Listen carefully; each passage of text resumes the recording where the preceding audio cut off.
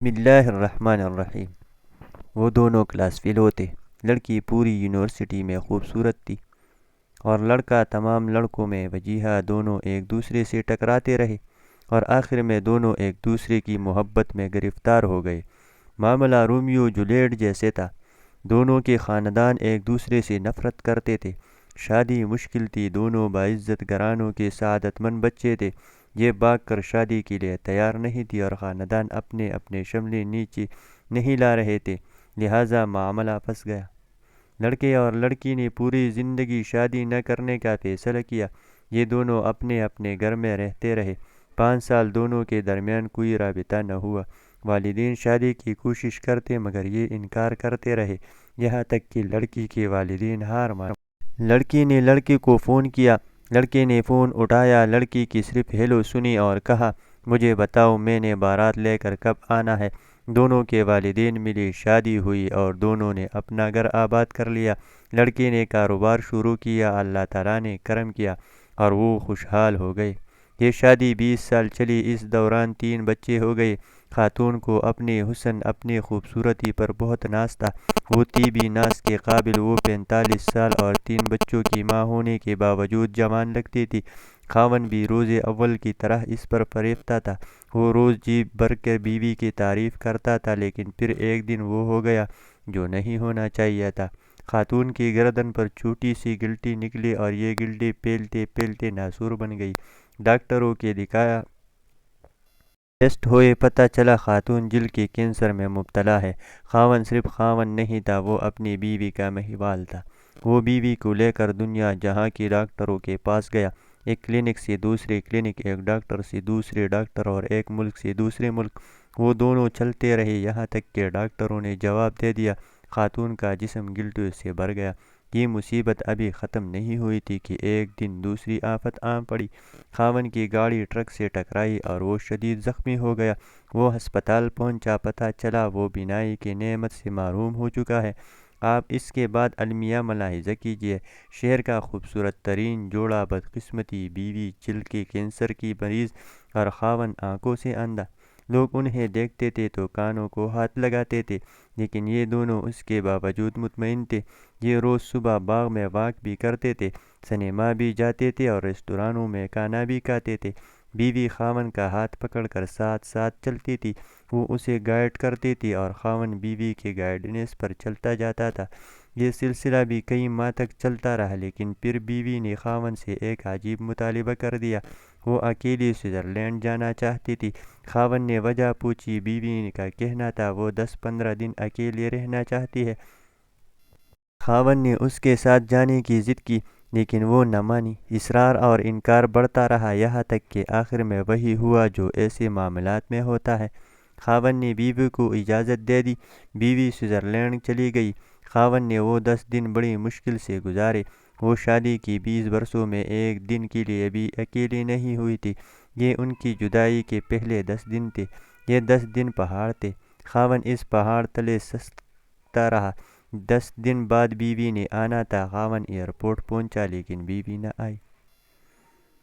خاوند کو دنیا ڈولتی ہوئی محسوس ہوئی۔ وہ سارا دن بیوی کو فون کرتا رہا، بیوی سے رابطہ نہ ہوا، لیکن شام کو بیوی کا خط آ گیا۔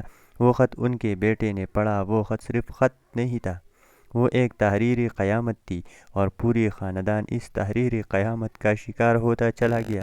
میں اس قیامت کی طرف آنے سے قبل آپ کو دنیا کی ایک خوفناک لیکن دلچسپ حقیقت بتاتا چلوں۔ دنیا میں ایسے بھی شمار سینٹرز ہیں جہاں آپ اپنی مرضی سے مر سکتے ہیں۔ یہ سینٹر لاعلاج مریضوں کے لیے بنائی گئی ہے۔ دنیا میں یہ لوگ جب امراض کا بوجھ اٹھا اٹھا کر تک جاتے ہیں اور یہ چین کے موت مرنا چاہتے ہیں تو یہ لوگ ان سینٹر میں جاتے ہیں، اپنی میڈیکل رپورٹ دکھاتے ہیں، ڈاکٹر ان کی حالت اور رپورٹ چیک کرتے ہیں، ان سے یہ حلف نامہ لیتے ہیں، ہم اپنی مرضی سے دنیا چھوڑ کر جا رہے ہیں۔ ان کی مرضی سے ان کی موت کا دن اور وقت طے کرتے ہیں، ان کی آخری خواہش پوری کرتی ہے اور پھر انہیں زہر کا ٹیکہ لگا کر دنیا سے رخصت کر دیتے ہیں۔ یہ عمل طبی زبان میں یوتنائزیا یعنی آسان موت کہلاتا ہے۔ یہ دنیا کے 7 ممالک میں قانونی ہے اور اتنی ہی ملکوں میں اس کی اجازت کے لیے بحث چل رہی ہے۔ انگلینڈ میں دنیویا کے ان ممالک میں شامل ہیں جہاں یوتھانیزیا کے قانونی اسٹیٹس حاصل ہے۔ زیورخ شہر میں یوتھانیزیا کا سینٹر بنا ہے۔ یہ سینٹر انتہائی خوبصورت جگہ پر قائم ہے۔ سینٹر کے کمرے پہاڑوں، آبشاروں اور جھیلوں کے درمیان بنائے گئے ہیں۔ مریض بیڈ پر لیٹ کر زندگی کی آخری صبحیں اور شامیں دیکھتے ہیں اور آخر میں مہربان ڈاکٹروں اور نرسوں کے ہاتھوں میں زندگی کی سرحد پار کر جاتے ہیں۔ وہ خاتون بھی یوتھینائز کے لیے سوئٹزرلینڈ گئی تھی۔ وہ کینسر کا دکھ برداشت نہیں کر پا رہی تھی، چنانچہ اس نے آسان موت لینے کا فیصلہ کر لیا۔ وہ زیورخ گئی۔ زندگی کی آخری 10 دن گزارے اور عین اس وقت اپنے لیے موت کا تعین کر لیا جب اس کی فلائٹ نے وطن کی مٹی کو چھونا تھا۔ ادھر فلائٹ اتری اور ادھر وہ زندگی کی سرحد پار کر گئی۔ خاتون کا آخری خط بیٹے کے ہاتھ میں تھا۔ وہ سسکیاں لے لے کر خط پڑھ رہا تھا اور خاوند سر جھکا کر اپنی بیگم کا ایک ایک لفظ سن رہا تھا۔ بیوی نے اپنی پوری زندگی کا احاطہ کیا۔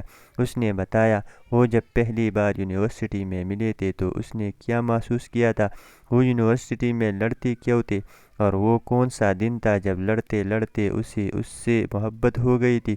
اس نے فراق کی وہ 5 سال کیسے گزارے تھے، اور اس نے شادی کے بعد اپنے بچوں کو ملازموں کے رحم و کرم پر کیوں چھوڑے رکھا تھا۔ میں اپنی محبت کو تقسیم نہیں کر سکتی تھی، میں تمہارا حصہ اپنے بچوں کو بھی نہیں دے سکتی تھی۔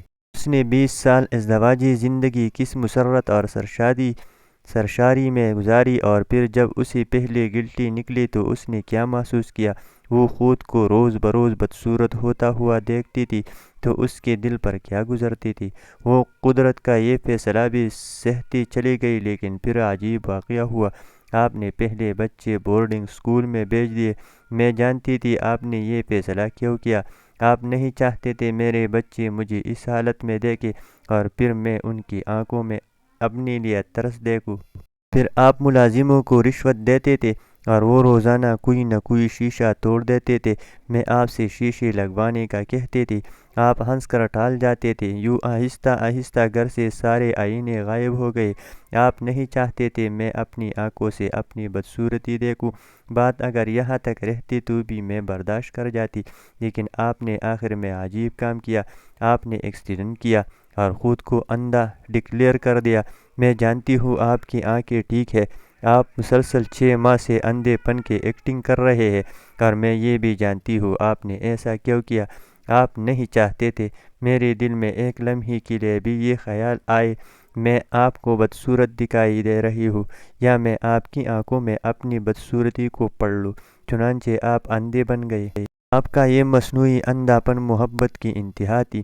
میں یہ انتہا برداشت نہ کر سکی، چنانچہ میں نے دنیا سے رخصت ہونے کا فیصلہ کر لیا۔ میں دنیا سے جا رہی ہوں۔ آپ اب پلیز اندھے پن کی یہ ایکٹنگ بند کر دیں۔ یہ خط پکڑے اور خود پڑھنا شروع کر دے۔ یہاں پہنچ کر بیٹے کی منہ سے چیخ نکل گئی۔ باپ نے اس کے ہاتھ سے خط لیا اور اونچی آواز میں پڑھنا شروع کر دیا۔ آپ پلیز میرے بعد اپنا خیال رکھیے گا۔ سارے تولیے الماری میں رکھے ہیں۔ میں درزی کو 5 سال کے کپڑے دے آئی ہوں، وہ سال میں 10 جوڑے سی کر دے جائے گی۔ آپ نے وہ سارے کپڑے پٹنے گھسنے تک پہننے ہیں۔ دان چیک کراتے رہا کرے اور صبح کی سیر کبھی نہیں بھولنی، اور آخری بات چڑیوں کو روز دانہ ڈالنا ہے اور میری بلیوں کا ہمیشہ خیال رکھنا ہے۔ اللہ حافظ۔ آپ کی جمیلہ خاوند نے خط تہہ کر کے جیب میں رکھا اور چڑیوں کے دانے کا ڈبہ تلاش کرنا